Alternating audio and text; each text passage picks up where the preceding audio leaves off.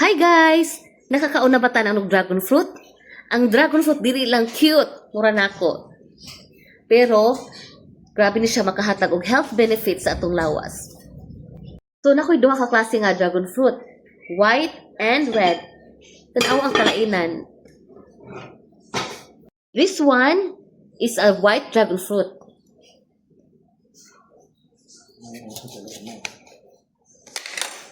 Yay! And ako i-open ang red dragon fruit.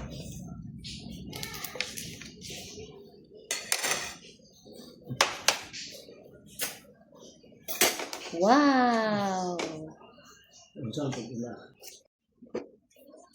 Ang white dragon fruit, dili siya kayo tamis kumpara sa red. Pero maogyud na charm niya.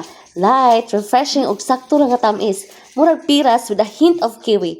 Perfect yun siya pang partner sa smoothies or pwede pang snacks. Kung ang white dragon fruit kay mild ug light, ang red dragon fruit mas tamis ug flavorful.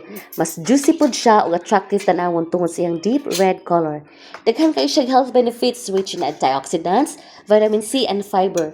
Ang iyang bright red pigment makatabang pud nga protektahan tagikan sa free radicals. Maayo pud ni siya para sa digestion, immune system ug makahatag og natural energy.